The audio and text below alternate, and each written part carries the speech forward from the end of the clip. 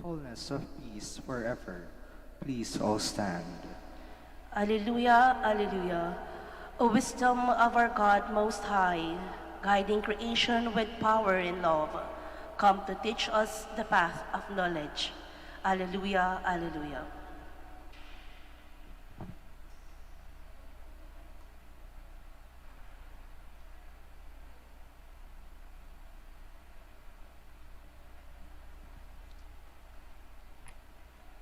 The Lord be with you. And with your spirit. A reading from the Holy Gospel according to Matthew. Glory to you, O Lord. The book of the genealogy of Jesus Christ, the son of David, the son of Abraham. Abraham became the father of Isaac, Isaac the father of Jacob, Jacob the father of Judah and his brothers, Judah became the father of Perez and Zerah, whose mother was Tamar. Perez became the father of Hezron, Hezron the father of Ram, Ram the father of Aminadab, Aminadab became the father of Nahshon, Nahshon the father of Salmon, Salmon the father of Boaz, whose mother was Rahab. Boaz became the father of Obed, whose mother was Ruth. Obed became the father of Jesse, Jesse the father of David, the king. David became the father of Solomon, whose mother had been the wife of Uriah. Solomon became the father of Rehoboam, Rehoboam the father of Abijah, Abijah the father of Asaph. Asaph became the father of Jehoshaphat, Jehoshaphat the father of Joram, Joram the father of Uzziah. Uzziah became the father of Jotham, Jotham the father of Ahaz, Ahaz the father of Hezekiah. Hezekiah became the father of Manasseh, Manasseh the father of Amos, Amos the father of Josiah. Josiah became the father of Jeconiah and his brothers at the time of the Babylonian exile. After the Babylonian exile, Jeconiah became the father of Shealtiel, Shealtiel the father of Zerubbabel, Zerubbabel the father of Abiud, Abiud became the father of Eliakim, Eliakim the father of Azor, Azor the father of Zadok, Zadok became the father of Achim, Achim the father of Eliud, Eliud the father of Eleazar, Eleazar became the father of Mathan, Mathan the father of Jacob, Jacob the father of Joseph, the husband of Mary. Of her was born Jesus, who is called the Christ. Thus the total number of generations from Abraham to David is 14 generations. From David to the Babylonian exile, 14 generations. And from the Babylonian exile to the Christ, 14 generations. The Gospel of the Lord. Praise to you, Lord Jesus Christ. Please be seated. Ang narinig po natin sa ating ebanghelyo ay puro mga pangalan. Ito ay ang talaang angkan o genealogy, listahan ng mga pangalan ng mga ninuno ni Jesus mula kay Abraham hanggang sa kay San Jose, ang maging ama ni Jesus. Kaya talagang pinaghirapan, ha? 42 generations. 42. Kayo, hanggang ilang henerasyon yung maabot nyo? Alam nyo pangalan ng tatay nyo, di ba? Alam nyo pangalan ng lolo at lola nyo? 2. Alam nyo pangalan ng lolo, ng tatay ng lolo ninyo o nanay ng lola ninyo? 3 generations. Pero, alam nyo bang pangalan ng lola ninyo? Hindi na. 4 lang kaya natin. Pero ito, 42. Ibig sabihin, pinaghirapan na sa liksikin, nag-research talaga. Kasi para sa mga Hudyo, napakahalaga ang pangalan. Kasi ang pangalan, bigayan ng Diyos sa atin. Nung tayo bininyagan, binanggit ng Diyos ang pangalan niyo sa pamagitan ng pare. Anong sinabi ng pare? Yung pangalan mo. Anong pangalan mo? Sabi ng pare, binanggit yung pangalan mo, tapos binibinyagan kita sa ngalan ng Ama at ng Anak at ng Espiritu Santo. Naging Kristiyano ka, naging kapatid ka ni Kristo, naging anak ng Diyos. Binigay ng Diyos ang kanyang pangalan sa atin. Kaya napakahalaga ng pangalan. Ingatan natin ang ating pangalan. Napakahalaga niyan. Naalala ko, nung kayo maliit na bata, galing kami sa pagsisimba, simbang gabi, pauwi kami. At habang kami kumakain ng puto bongbong, sabi ng tatay, mga anak, tandaan nyo to ha, hindi naman tayo masyadong mayaman. Wala kaming malawak na lupain ni pamamana sa inyo. Walang maraming pera o malaking bahay. Ang tanging ipamamana namin sa inyo ay ang aming malinis na pangalan. Dito sa ating bayan, wala kaming niloko, wala kaming ginaya, wala kaming sinaktan, wala kaming inapi. Kung anong mayroon kami ng nanay niyo, pinaghirapan namin sa malinis na tulo ng aming pawis. Wala kaming ninakaw. Kaya kahit sino, pwede naming tingnan ng mata sa mata. Hindi kami kukurap sapagkat malinis ang aming pangalan. At yan ang aming pamamana sa inyo. Malinis na pangalan. Kaya alagaan natin ang ating mga pangalan. Alagaan natin ang pangalan ng ating pamilya. Di ba, inaalagaan nyo yung mga magulang ninyo? Mga nanay, tatay nyo mga may sakit? Inaalagaan nyo ang kanilang katawan. Pero hindi lang yung katawan. Alagaan nyo rin ang kanilang pangalan. Paano?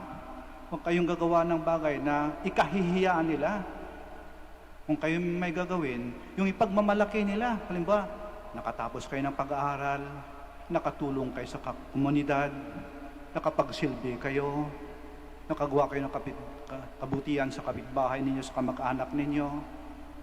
May pagmamalaki. Hindi kahihiya. Yan ang pag-alagaan ng pangalan. Alagaan natin ang ating pangalan. At yun din ang gusto ng Diyos. Huwag tayong gagawa ng bagay na ikahiya ng Diyos. Kasi damay ang Diyos. Binigay niya ang pangalan niya sa atin. Alagaan natin ang ating pangalan. Ingatan natin ang ating pangalan. At ingatan din natin ang pangalan ng iba. Huwag nating sirain yung pangalan natin. Huwag din nating sirain ang pangalan ng iba. Huwag kayong gagawa ng kwento na hindi totoo para siraan yung iba. Huwag yung invento ng kanong istorya, tahi-tahiin ng kwento para gibain ang buhay ng iba. Para pabagsakin ng iba. Huwag kayong makisalo sa chismis na wala namang katotohanan. May masasaktan lang na ibang tao. Huwag niyong sirain ang pangalan ninyo. At huwag niyong sirain ang pangalan ng iba. Alagaan natin ang ating pangalan. Kasi dala-dala natin ang pangalan ng Diyos. Lahat ng ating ginagawa, damay ang Diyos. Di ba? Bago nagsimula yung misa, anong sinabi natin? Itong gagawin natin sa ngalan ng Ama at ng Anak at ng Espiritu Santo. Damay ang Diyos sa ating ginagawa. Dala-dala natin ang pangalan nila. Napakaganda na kapag yung ating pangalan binibigkas ng tama. Tama yung spelling, tama yung pagkabigkas. The sweetest sound that we want to hear is our name being called rightly. Yung pinakamatamis daw na kataga ay kapag tinatawag ang ating pangalan ng tama. At pagdating ng panahon, tayo harap sa pintuan ng langit, may listahan din ng Diyos ng mga pangalan.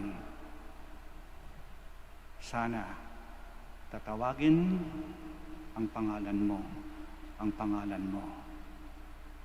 Tatawagin ng Diyos.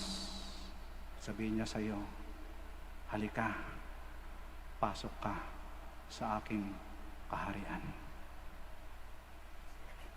Sitayo po tayo.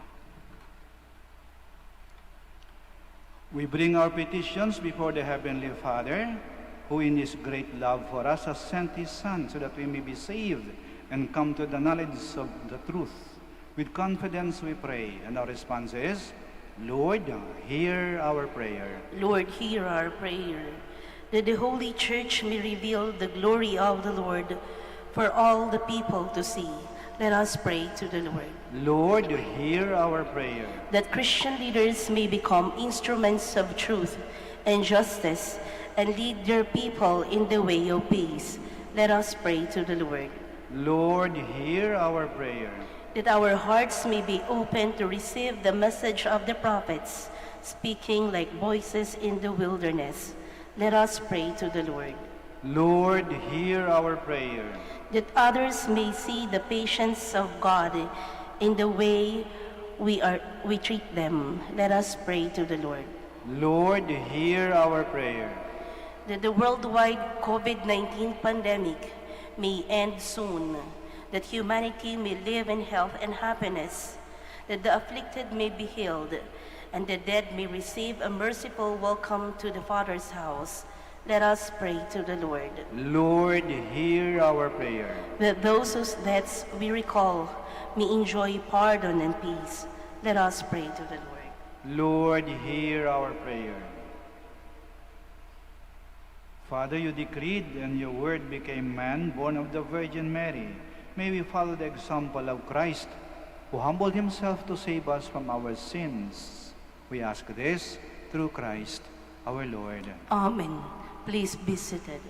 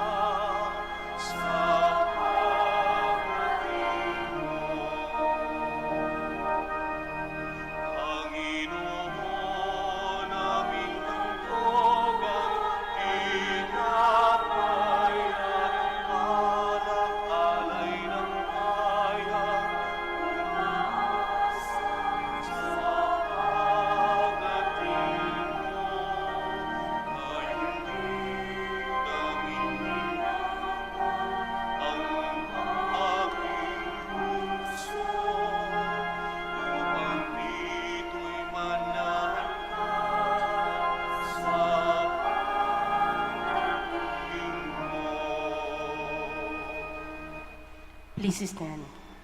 Pray, my dear friends, that our sacrifice may be acceptable to God, the Almighty Father. May the Lord accept the sacrifice at your hands for the praise and glory of his name, for our good and the good of all his holy church.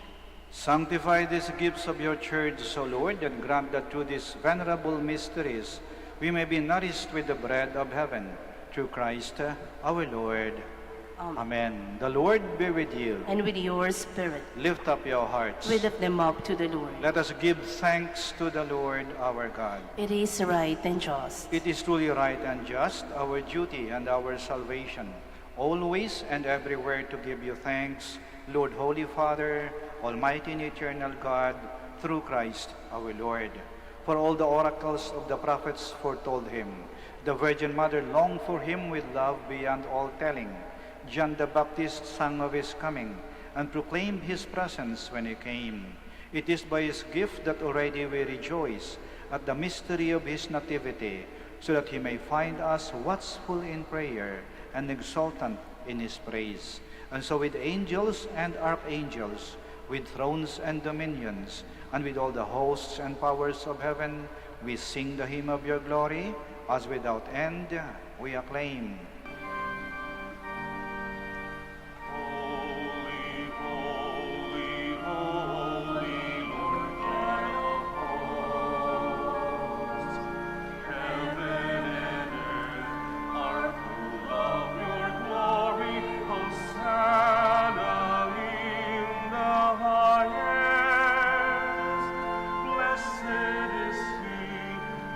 Comes in the name of the Lord.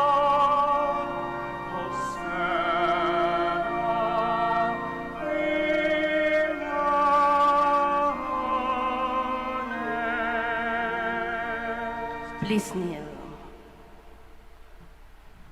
You are indeed holy, O Lord, the fount of all holiness. Make holy, therefore, these gifts, we pray, by sending down your Spirit upon them like the dewfall, so that they may become for us the body and blood of our Lord Jesus Christ.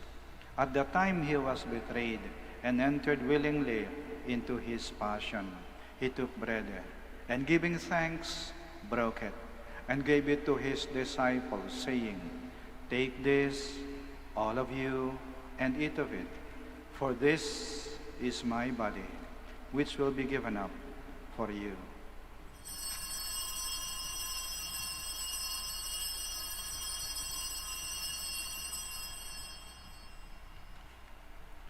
In a similar way, when supper was ended, he took the chalice, and once more giving thanks, he gave it to his disciples, saying, "Take this, all of you, and drink from it.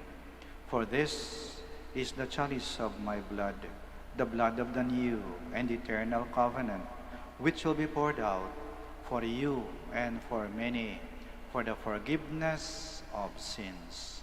Do this in memory of me."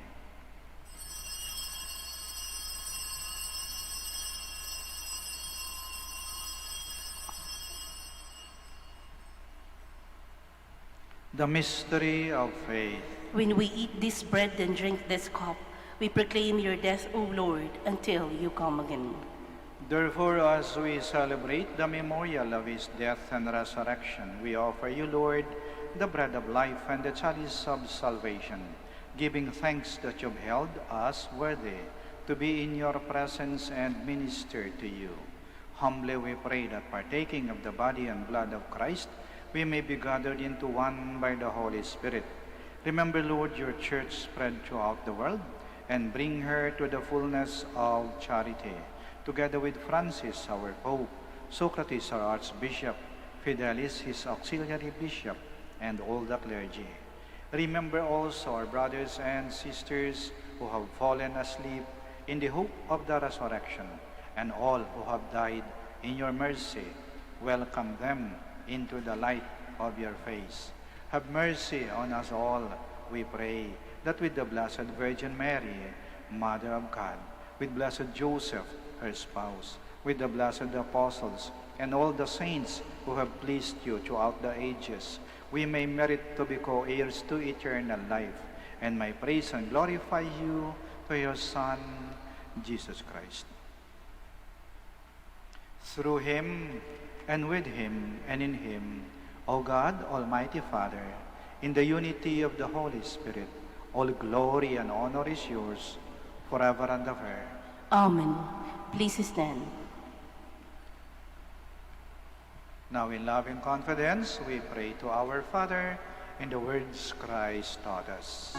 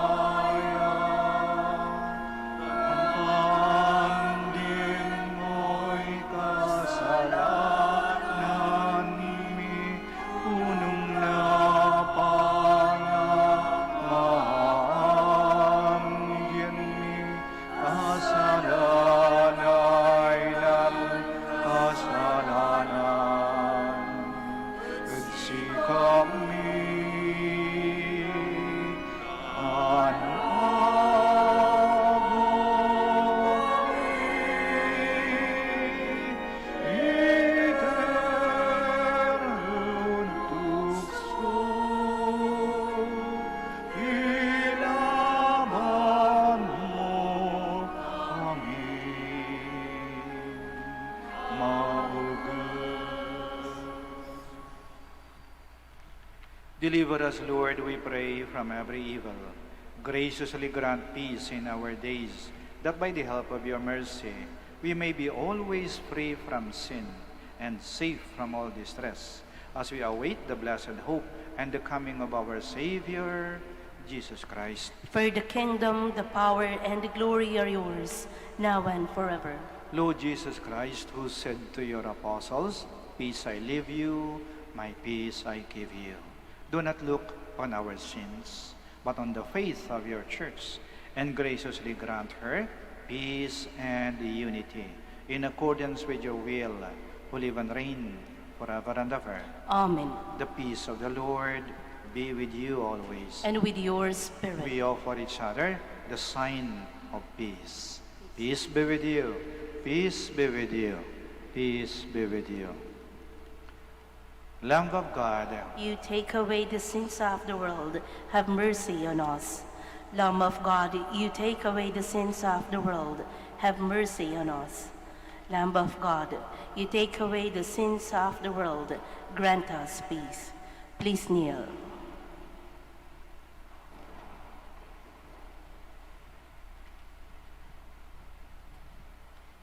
here is Jesus Christ, the Lamb of God, who takes away the sins of the world. Blessed are those called to the supper of the Lamb. Lord, I am not worthy that you should enter under my roof, but only say the word, and my soul shall be healed.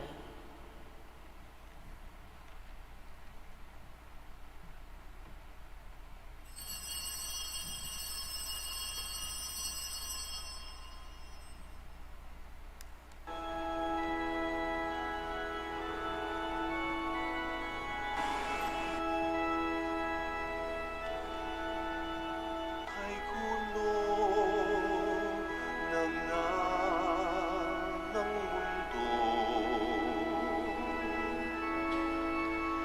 hirap, sakuna at lungkot, kaya't sama-sama tayong manalangin dahil darating na ang Pasko.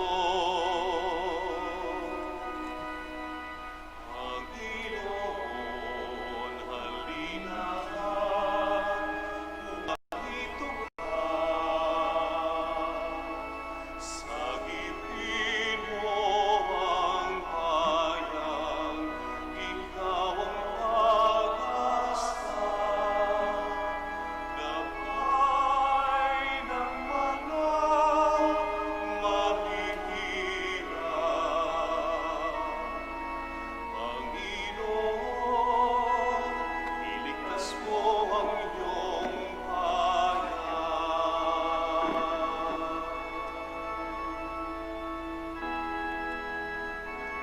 Di ba't kay saya dapat ng Pasko?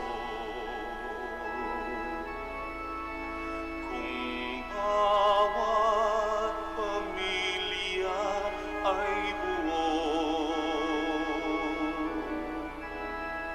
kaya't idalangin natin ang bawat tahanan bago sumapit ang Pasko.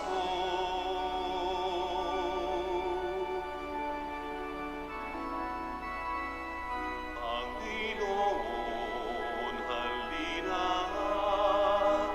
humarito ka. Sagipin mo ang bayan, ikaw ang pag-asa. Gabay ng mga mahihirap. Panginoon, iligtas mo ang iyong bayan.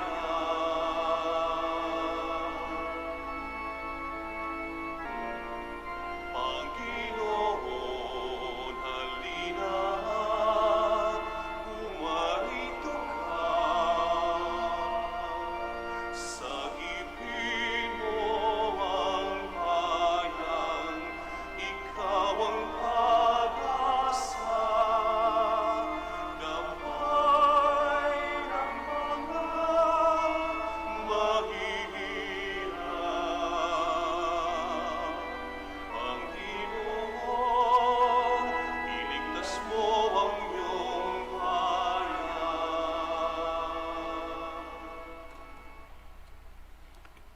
Please stand.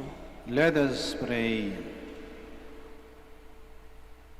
Nourished by these divine gifts, Almighty God, we ask you to grant our desire that aflame with your Spirit, we may shine like bright torches before your Christ when he comes, who lives and reigns forever and ever. Amen.